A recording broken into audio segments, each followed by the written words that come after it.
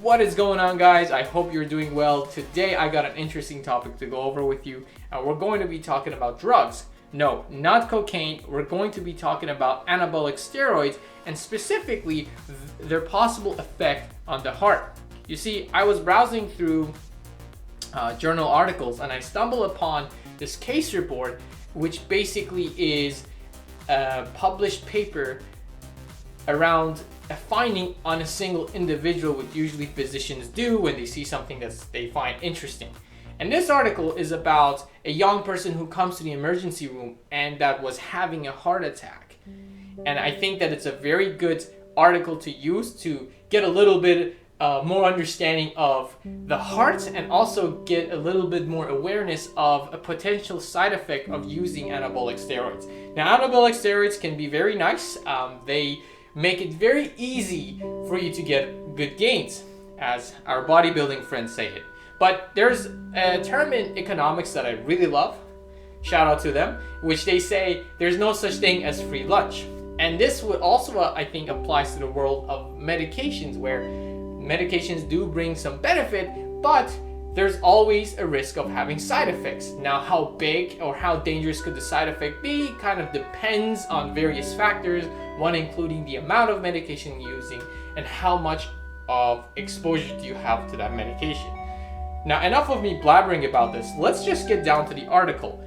The article was published at the Curious Journal of Medical Science, and the title is called Anabolic Steroid-Induced Myocardial Infarction in a Young Male.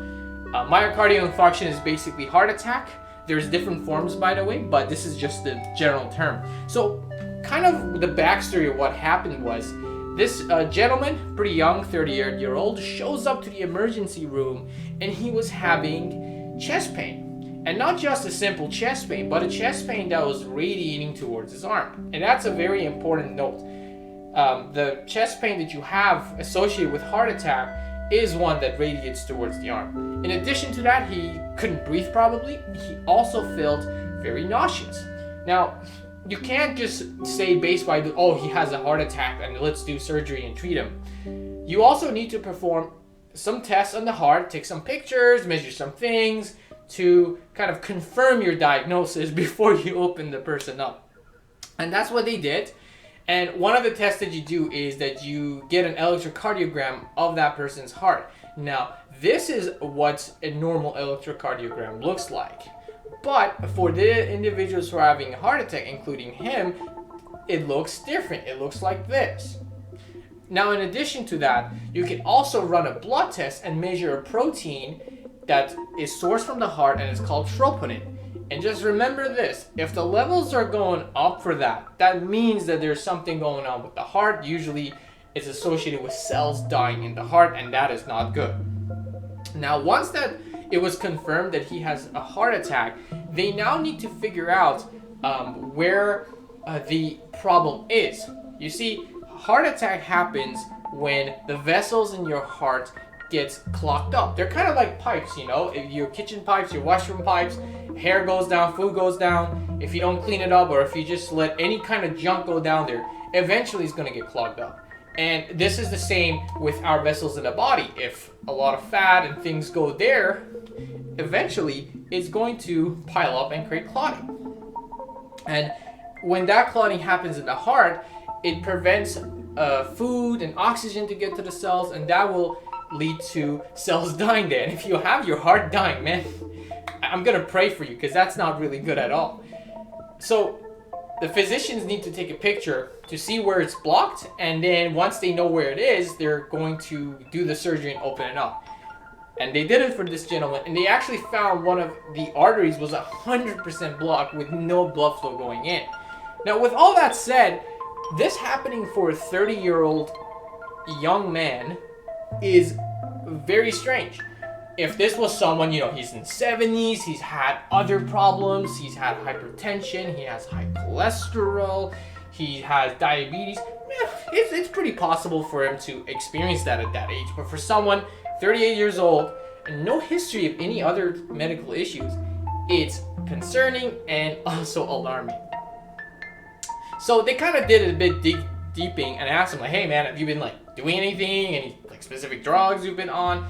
And he mentioned that he's been smoking for 10 years and also he's been taking anabolic steroids for sports. Unfortunately, we don't know what anabolic steroids he was taking. We don't know how long he was taking it. So kind of like a critical thing about this article is that because we don't really know much about his anabolic steroid use, we can't 100% say yes, because of anabolic steroid he got the heart attack.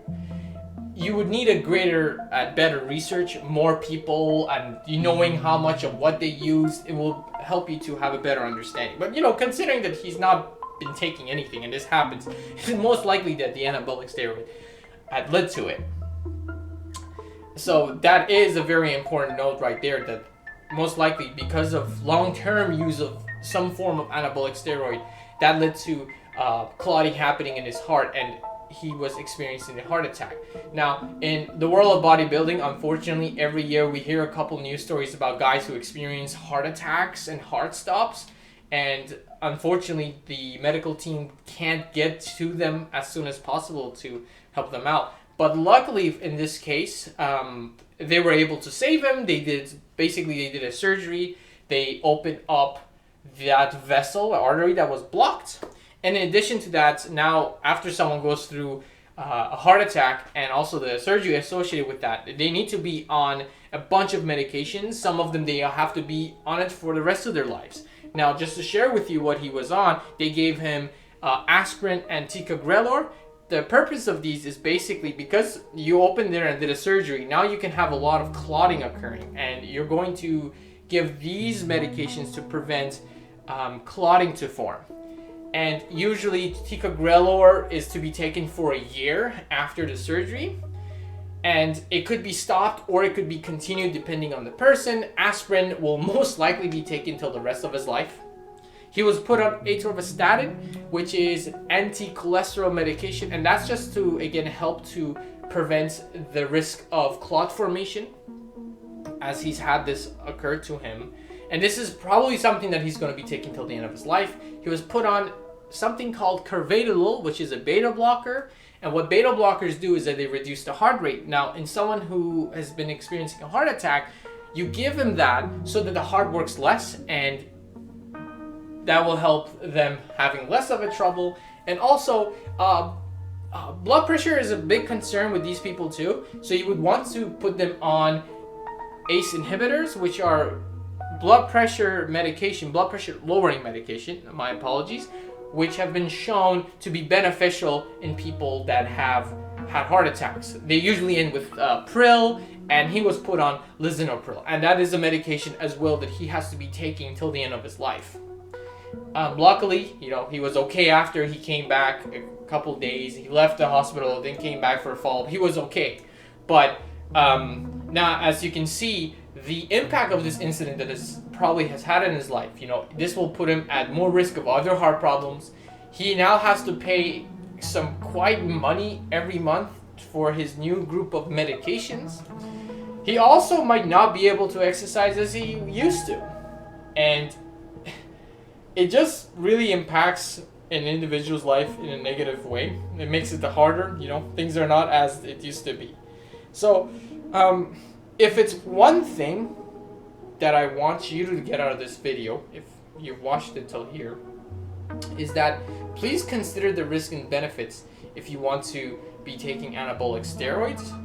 And also make sure, if for any reason that you're taking this, make sure that do it under the guidance of a physician. Please make sure to do frequent testing to know what's going on. This could have been prevented for this individual if he was doing it under the guidance of a physician.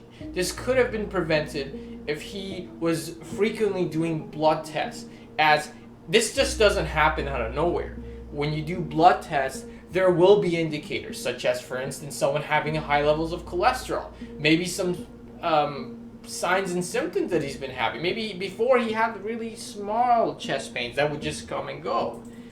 So that's why it's really important. But just to also mention, this video is for educational purposes, and it would never replace a physician's advice. So please make sure to always get a physician's advice if you want to do any of this, and always do your blood testing and checkups frequently. That's all I have to say. Thank you so much for listening, and sorry for all the jib jab. And I'll talk to you guys later.